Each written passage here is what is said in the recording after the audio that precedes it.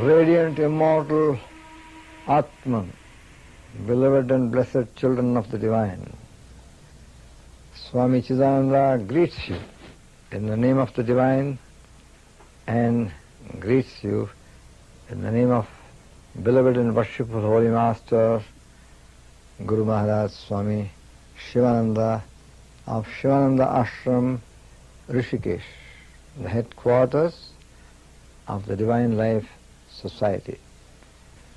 Master Swami Sivananda was born in the last century, towards the end of the last century. After a brilliant educational career, he took medicine. He studied medicine, qualified for medicine, and as a doctor he went over to the Far East, to Malaysia and Singapore, and he practiced as a surgeon and a physician for well nigh 10 to 12 years.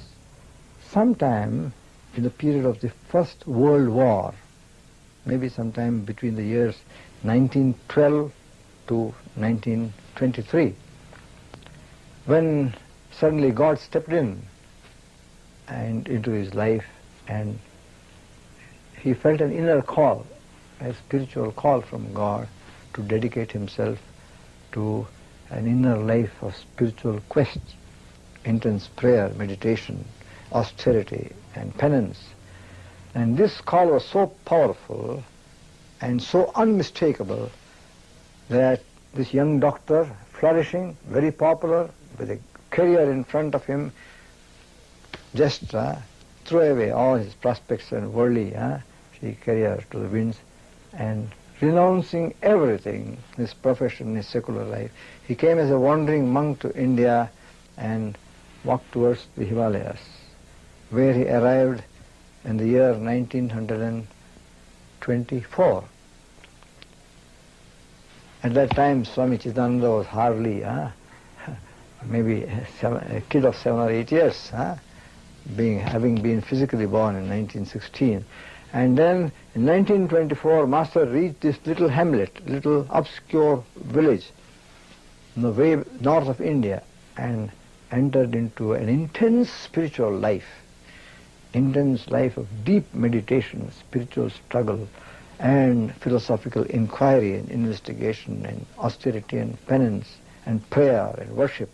He became illumined as a great sage, and he felt an intuition, an inner call to bring this simple message of living your life in a divine way. Living your life in a divine way.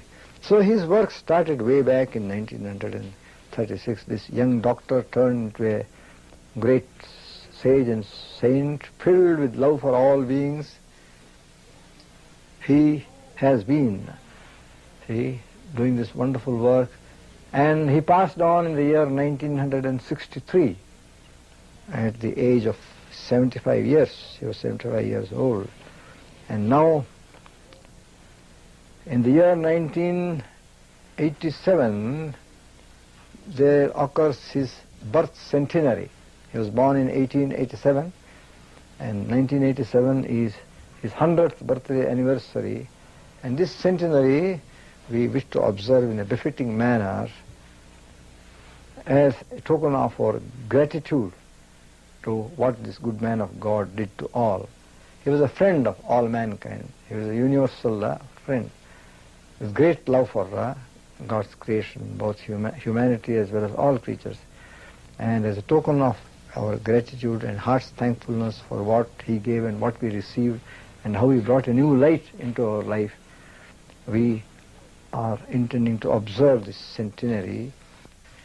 And so, here I am, Master's servant, speaking to you about Master, who has in this century tried to give back to humanity the quintessence of all the great teachings of all the prophets, Moses, Jesus, Muhammad, Zoroaster, and all the ancient messengers of God, and the modern saints and sages, the heart of all the scriptures in easy, simple terms.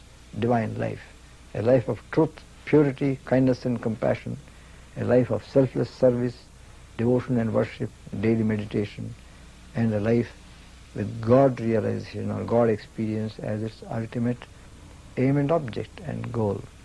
This is Master Swami Sivananda for you. This is his divine message for you.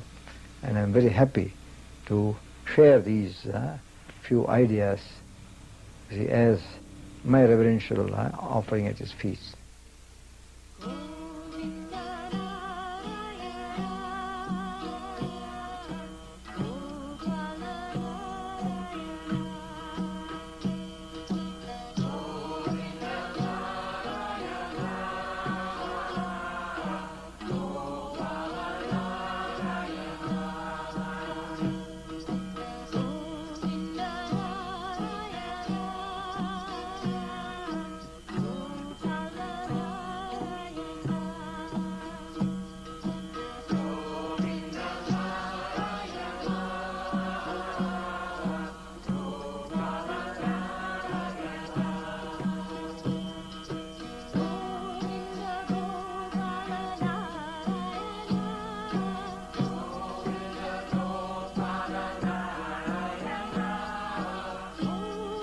Swami Radha, you've given 30 years and more of your life to the work that Swami Sivananda inspired you to. Would you say something about what it was in him that inspired you, what it was about him as a person that led you to dedicate your life in this way?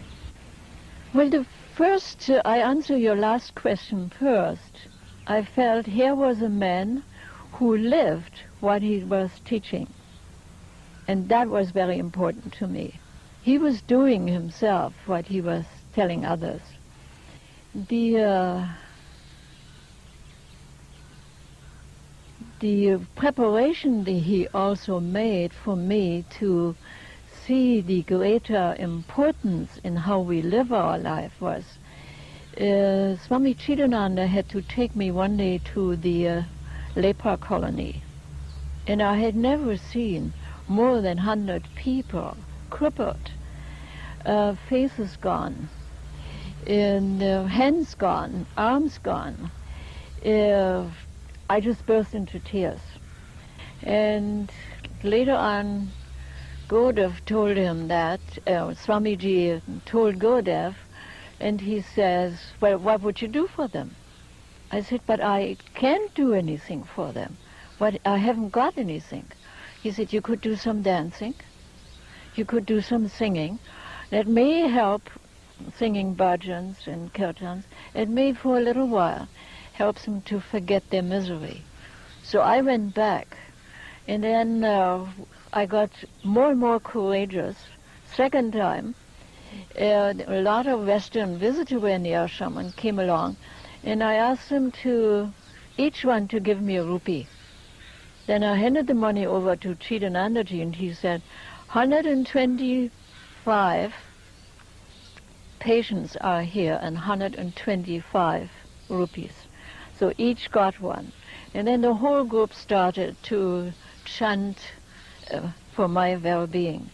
This was a very important experience for me as a person. And and also to see where Gurudev came from. And then he told me how he collected people afflicted with leprosy from the roads, and he had one time over 60. And then people complained because leprosy is contagious. And Gurudev got with one of his doctor friends, who came also plentiful to see him, and said, we will see that the government gives you a hospital and has a doctor in charge. So that helped. But when the leper colony was set up, all the Swamis had to go with Gurudev and help treating, giving medication, bandaging these people. So I saw a lot of goodness in action. He was never without money, and he gave always away freely to children coins, to adults maybe a rupee. And he suggested to me never to be without sufficient coins and rupees. And he said, somebody comes 2 or 3 times, don't bother. They're very poor, and it is just a special blessing if they can have 3 rupees for a day. And it might give them a meal for all the family, not just for some. So I was impressed with his goodness. But he could also be very fierce and very firm.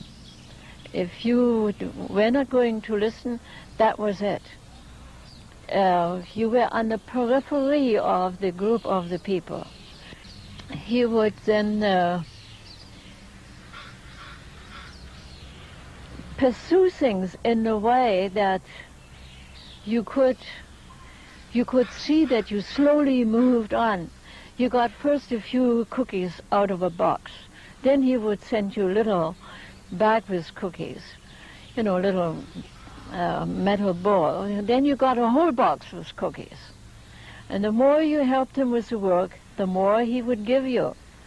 I got finally, when I did all the dancing that he wanted to do, and I had to swallow my pride of criticism from others and all this, I got later on the whole box, and he got me a hot plate because I could often not digest the food.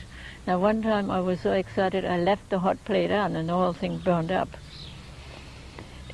Fortunately, Indians built stone walls, so not wooden walls. Otherwise it could have been really a catastrophe. But I also could see that he wanted you to be open and courageous. And while I have been only a very short time with him in India, nevertheless, in that time I could see that he was a person of great character, and he carried out his promises. That was very important to me, anybody promising something. And his own dedication. And I saw him sometime being quite sick and quite in pain. and yet still carrying on and having his disciples doing the same thing. And while I not always were happy to be put through the mill, I saw nevertheless the wisdom of it, and I did understand that he had given birth to my spiritual life. In that sense, every guru is a mother, helping to give birth to the spiritual life of the seeker.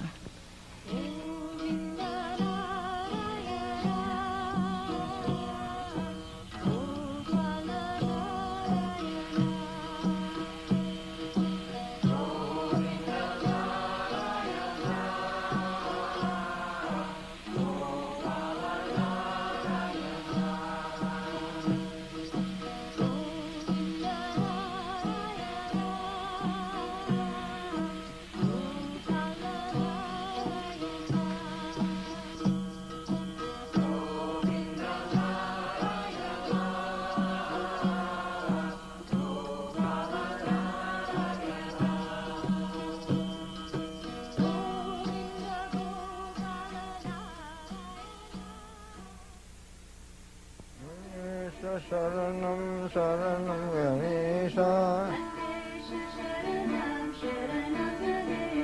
Ganesha Sharanam Sharanam Ganesha Ganesha Sharanam Sharanam Ganesha.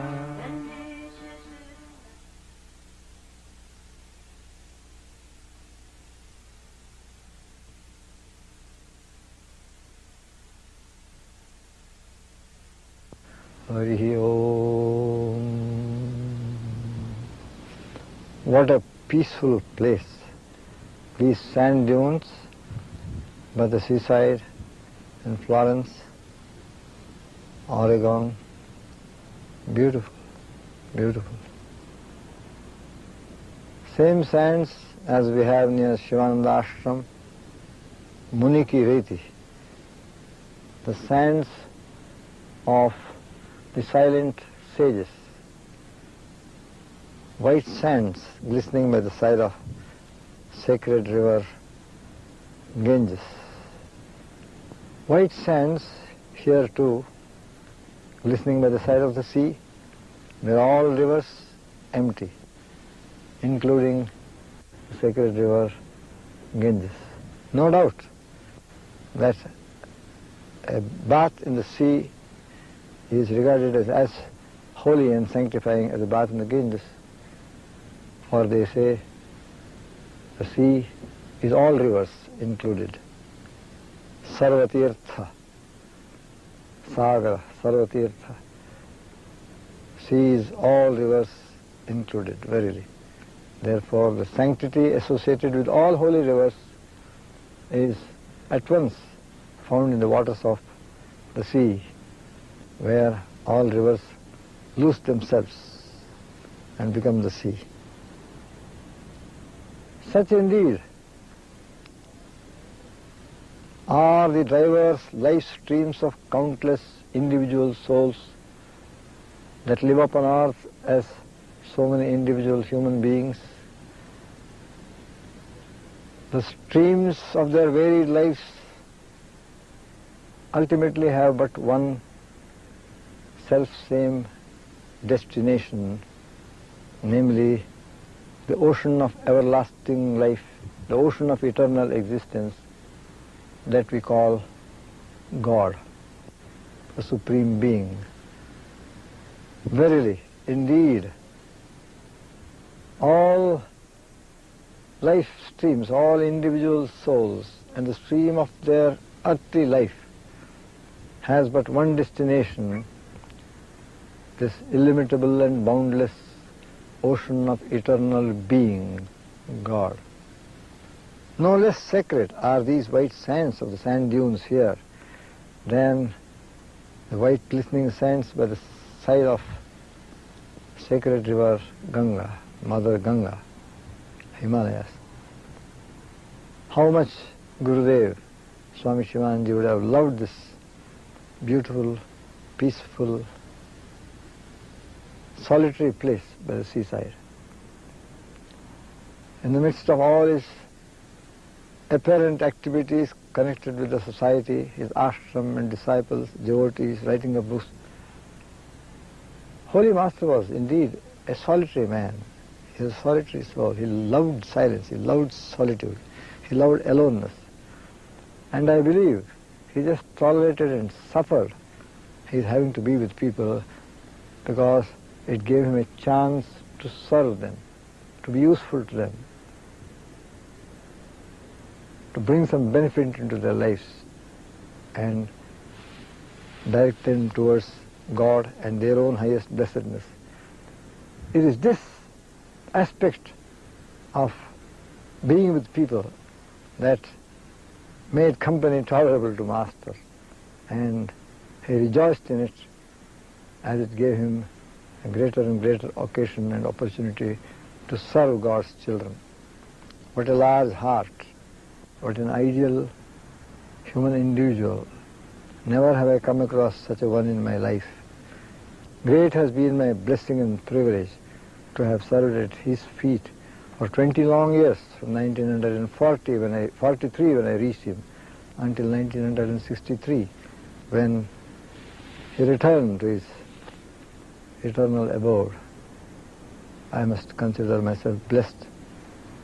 And it is in the form of a little measure of grateful return for what his company has been to me, what his service has been to me, that I continue to carry on his message and further his teachings and thus serve him.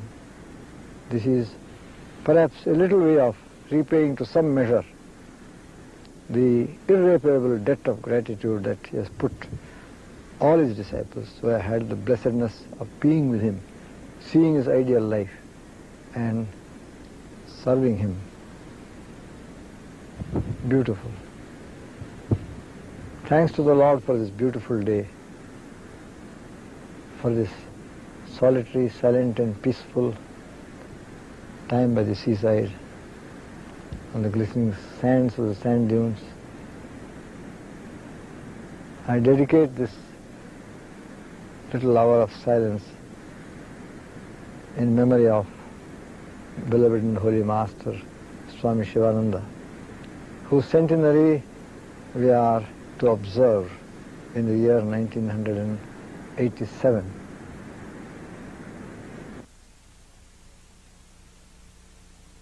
Master Swami Sivananda was a universalist in his religious ideas.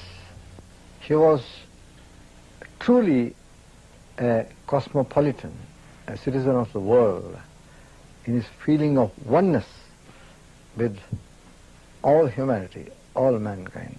For him there was no stranger. For him there was no one who did not belong to him, nor was there any place where he did not belong. He said, the whole human race, the whole global human society is my family. We are all one in the Supreme Spirit. And with this feeling, intense feeling of a spiritual oneness with all of us, even you who are listening to me, Master gave this beautiful message with the sole intention and objective of showing you the way that leads to your own highest welfare, a way of living your life which leads to your own supreme good. And that was a way of life to live which he did not say that you have to leave the towns and cities and fly away into forests or go into the seclusion of some mountain top or some remote cave and live within the confines of a monastery. No.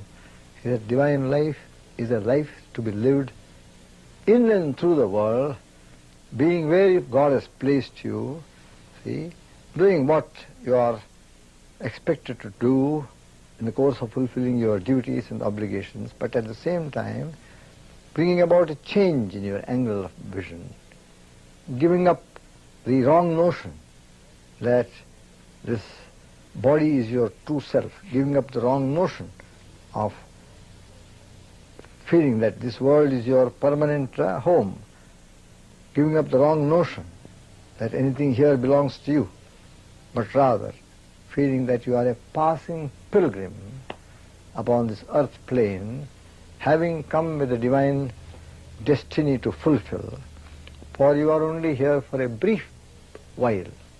A little while before you are not here. Soon after some time you are not going to be here. Master said, "O man, you are a pilgrim upon this earth plane, and the goal of your life is to attain God experience and thus become liberated from the pains and sufferings of this little, confined, limited human life on earth. Therefore, make use of this life to attain this supreme goal, which is God's plan for you. Nothing short of divine perfection through God experience, through a life lived in a spirit of worshipfulness and adoration, through a life lived in accordance with certain sublime ethical ideals and moral principles, through a life based upon certain virtues, and withal a life where even in the midst of your activities and daily activities, you are constantly in a state of God remembrance within. There is a steady stream of unbroken God thought, loving God remembrance. See, at all times, wherever you are, whatever you are engaged in doing, at home, in your office, in your professional field, in your business center, in society, always let the body live in this physical universe, let the mind move through this phenomenal process, but you, who are a spark of divinity, a breath of God, a spark of the Spirit of God, you ever abide in the Supreme. That is your true abode. Live, move, and have your being in God, even while you are living on earth, and thus spiritualize all your activities through a spirit of worshipfulness, and make your life divine, raise it to a divine level by being rooted in God within, and being aware that you are ever connected with Him, being a part of that divine consciousness, and thus trying to manifest this divine consciousness in and through your words, deeds, and your thoughts, so that your whole life becomes a divine life. Every activity becomes spiritualized, and everything tends to take you nearer and nearer to God, who is your be-all and end-all. This can be done even while you are at home with your family, you are plying a trade or a profession, but only a quality of spirituality comes into your life. Your whole conduct becomes raised to a level of sublime purity and goodness and virtuousness. And thus, Master's message was, "O man, you are a pilgrim on earth. O man, you are really divine. Awake to your inner divine nature. Make use of this life to attain the supreme goal. But life is short. Time flies away. Therefore, be up and doing upon this path of selfless service, devotion, meditation, and worship. Be up and doing upon this path of sublime virtue, a path of constant God awareness. And while the life lasts in this very body, in this very incarnation, try to attain the supreme goal and become blessed." He urged everyone not to lose this golden opportunity. God has given this life as a great gift, divine gift to you. It is precious beyond measure.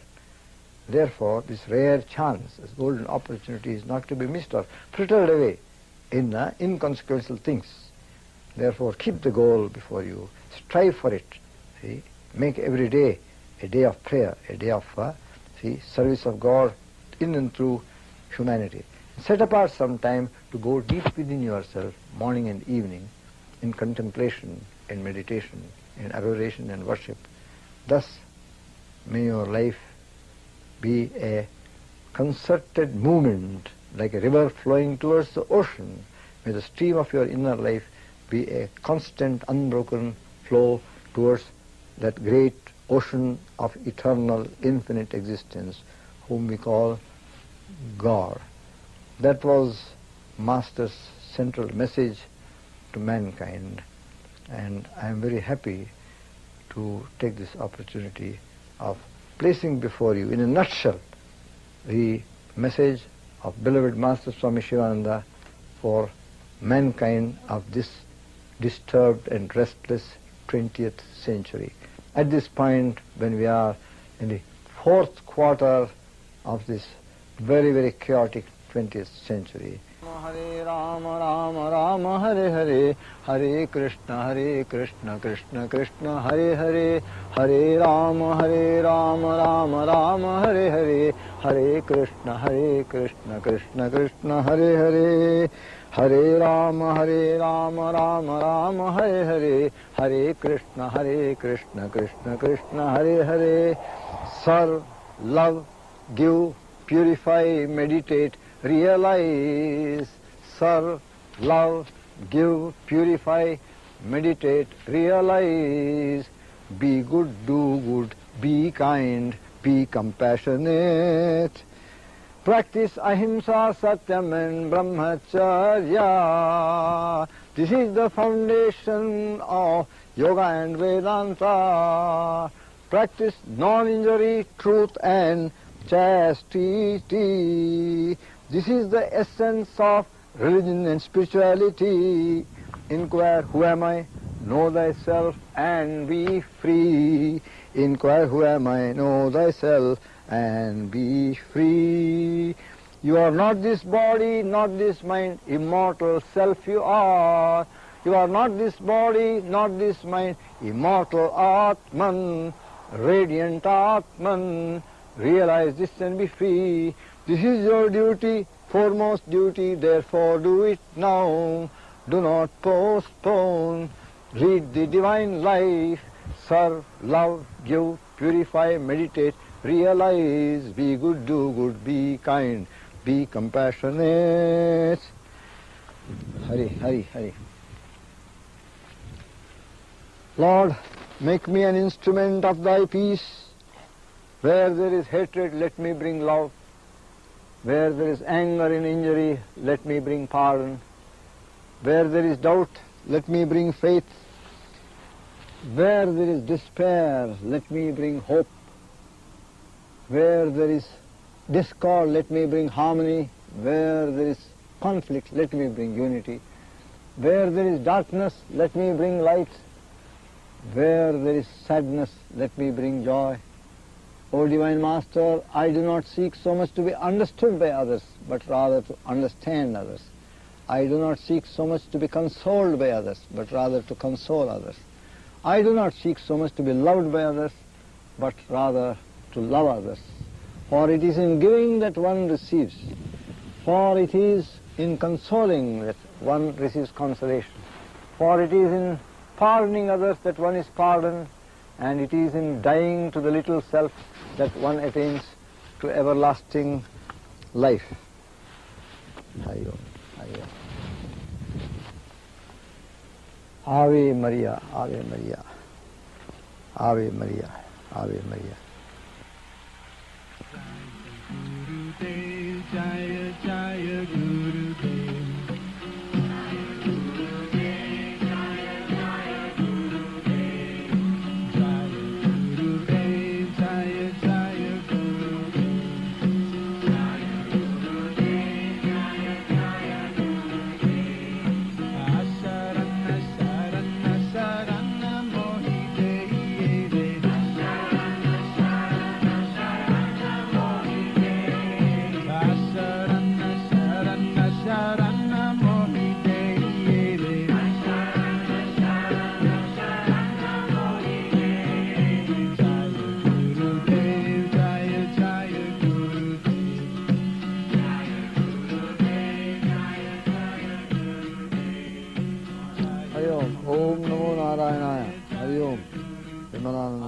Swamiji. I would like to know, during Swamiji's 20 years of life with Holy Master Swami Sivananda, can Swamiji recall some of the incidents and anecdotes?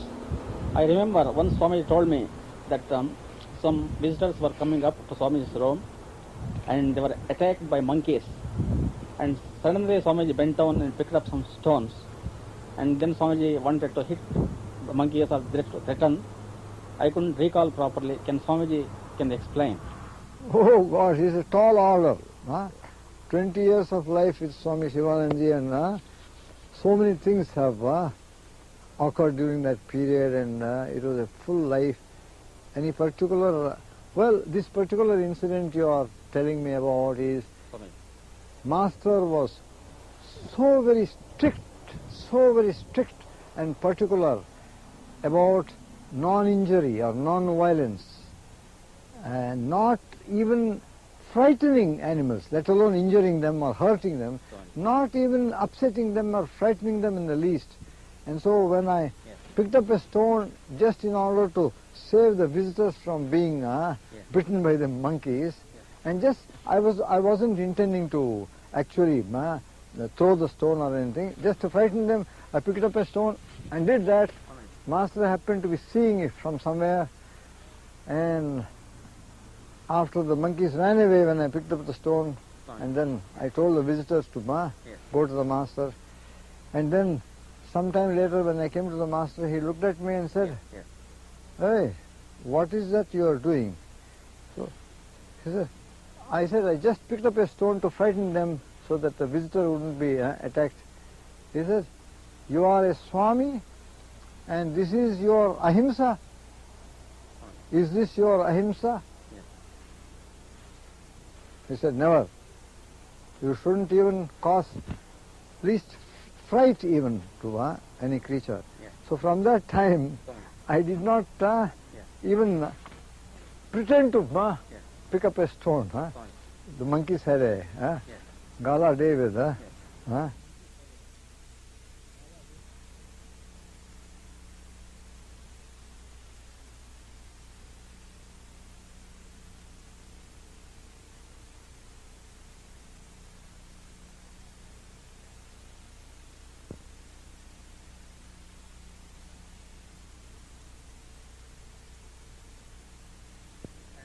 Some of the senior inmates told me that when Gurudev had a dispensary at Lakshmanjola, it appears once Gurudev could not trace the right type of medicine for a pilgrim, then Gurudev ultimately traced him beyond Kolchetti.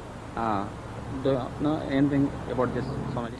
Well, in those days when he was in deep seclusion and he was leading a life of penance and prayer and all that, he did one exception, that whenever there was some opportunity for serving people, for helping people, he never hesitated to do it. He did not think, "I'm a contemplative, I should not break my meditation in order to do this act of service." No. He effaced the dividing line between contemplating God and serving man.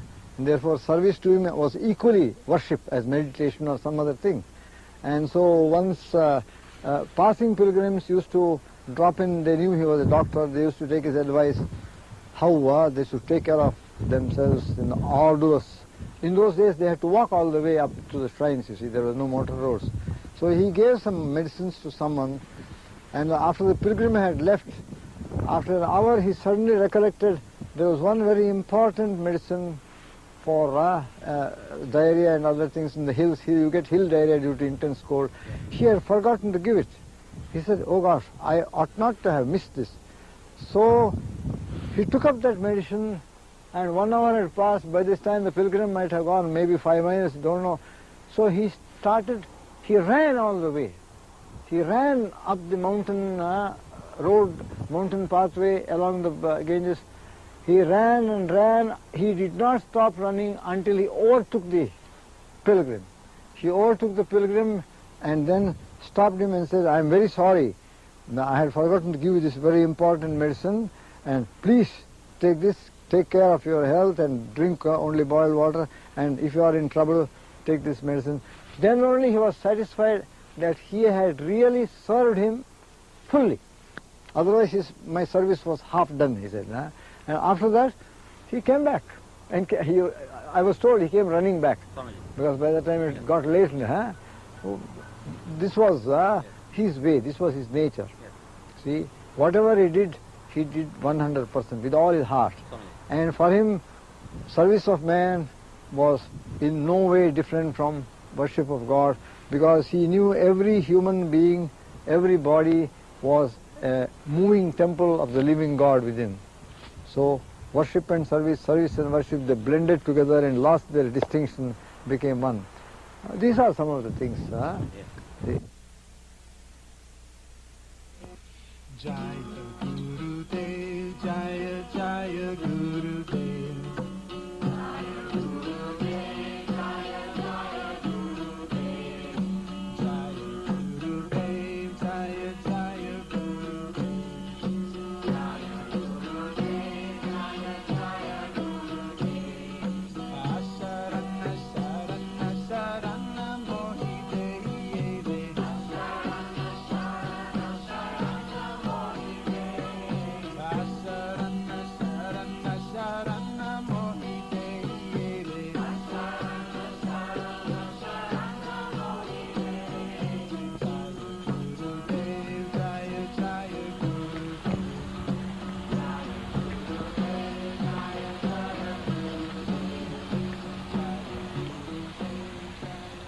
Swami Radha, when people in the West particularly think of yogis and saints, they usually think of the powers that these people have attained.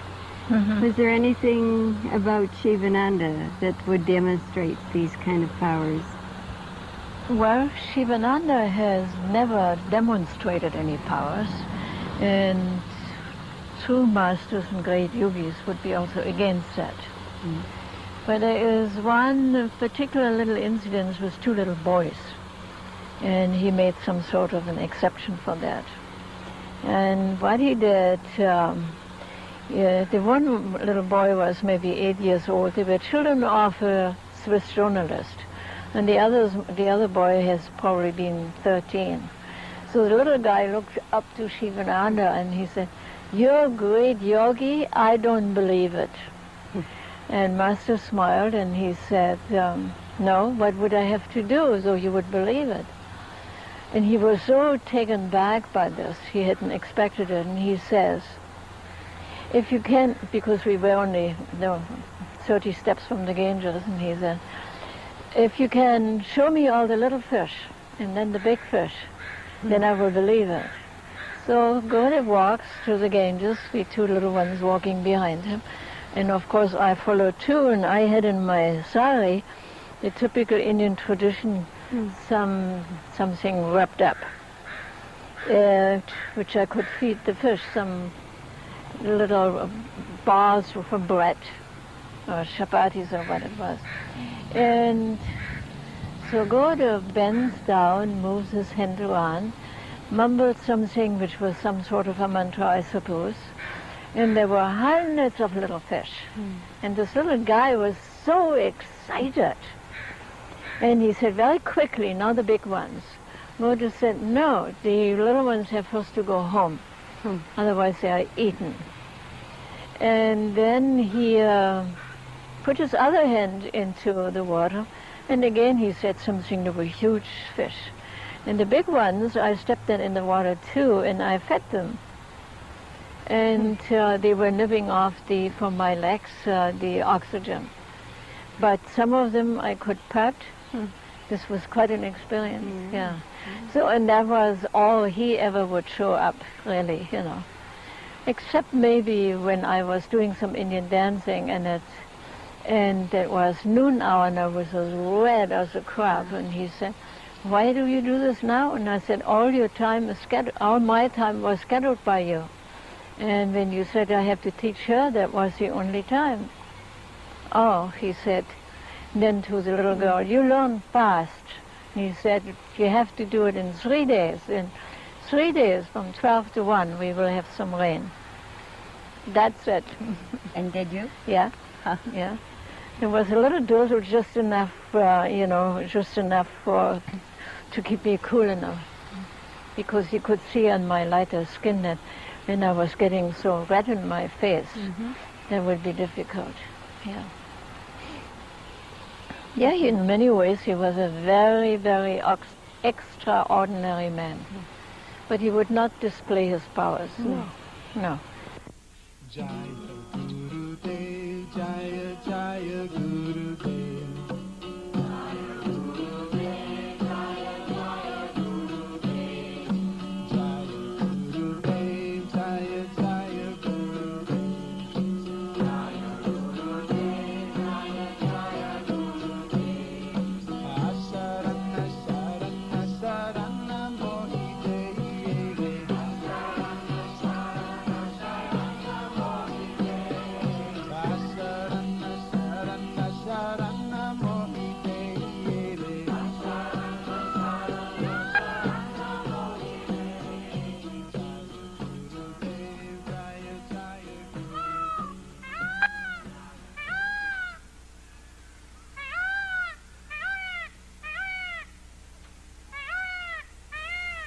Here you have the official crest of the Divine Life Society, the Divine Life symbol, which says service, devotion, meditation, and God realization. You have it in the words serve, love, meditate, and realize. And this is the Divine Life Society. And service is denoted by these two hands holding flowers. You offer your actions of selfless service as flowers offered to God immanent in man. And devotion is the waves of love arising in your heart, signified by these waters of the ocean. And meditation is the mysterious lotus, the lotus of the inner centers, spiritual centers that bloom as you advance in meditation. And God realization is the dawn of divine wisdom, is signified by this rising sun, very appropriate to the dawn monastery. So you have these four central and cardinal teachings of the Divine Life Society summed up in this beautiful crest. And the founder of the Divine Life Society, worshipful and beloved Swami Sivananda, our spiritual master, he is before you here. Take a look at him.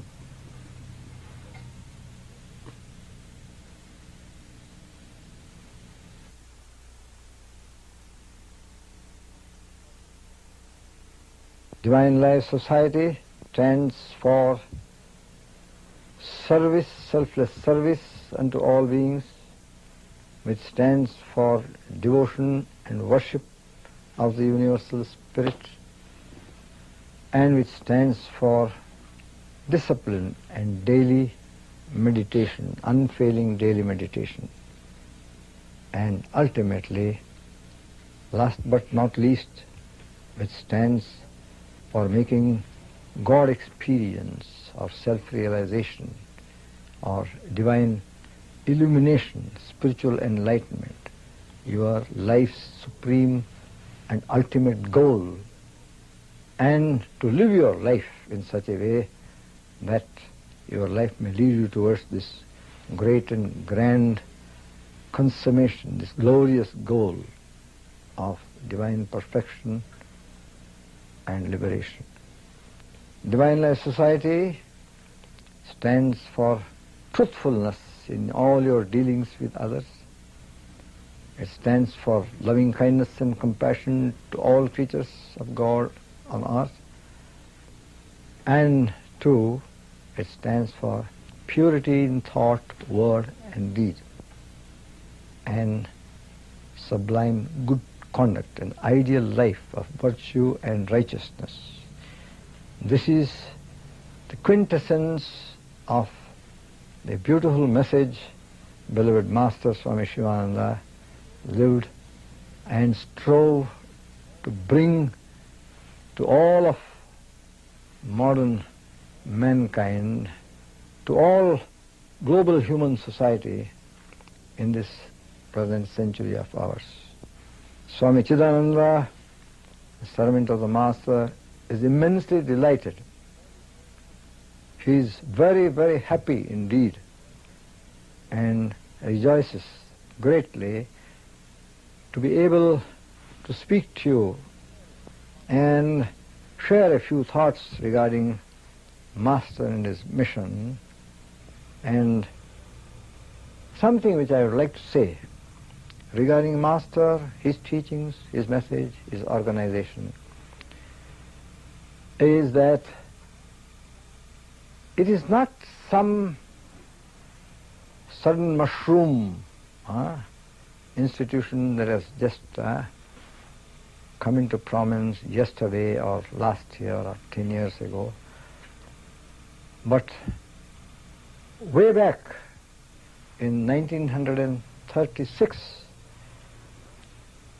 Master brought into being this monastery and this Divine Life Society to bring the message of the universal message of God to man all over the world without any distinction of religion, sect, creed, or any particular faith or following. It is a message to man, no matter to what race he belongs to, what country, what religion, what creed, what church. It does not matter.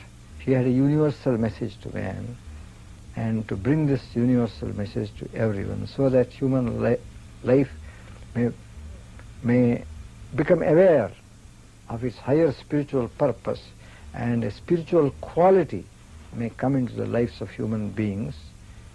He gave this message, and in order to bring this message systematically, he established the Divine Life Society in 1936 in a small little village on the banks of the sacred river Ganga near the Himalayan foothills in northern tip of India. When I look out across the sea and think of the Master, I think how curious it is that as a youngster, soon after he became a medical graduate, Master crossed the seas while still a youth, far off Malaysia and Singapore, and practiced as a doctor. And then the call came from God. He came back to India and settled down on the banks of the Ganges, Himalayas, Rishikesh. After that, he never stirred out of that place. He never crossed the ocean, never undertook any sea voyage or went to any distant land, country. Until his last moment, he just lived in India, and through his powerful writings, he sent his message to awaken humanity to their higher spiritual destiny. But now, even though Master, sitting in a little room in his hermitage, he did this work quietly, without any fanfare. Yet today, as I gaze out across these ocean waters, I am amazed to see how his message has crossed all the 7 seas and gone into the furthest ends of the earth. There's not a land, there's not a country in the world where his teachings are not known, where he has not a large number of followers who practice his teachings. Today, his books are to be found everywhere in the world, translated into innumerable languages, all the European languages. And today he has become a household word. His name, Sivananda, has become a household word and a name enshrined in so many grateful hearts in both northern hemisphere as well as the southern hemisphere. and all parts of the globe. Indeed, it is God's will and God's work that a single man sitting in a tiny basement room on the banks of the river Ganga should have been able to send his thoughts throughout the globe, all over the modern world, and brought about a worldwide spiritual awakening in modern mankind. Indeed, there is something that's beyond the understanding of man in this phenomenon we see in beloved Master Swami Sivananda and his worldwide spiritual awakening work.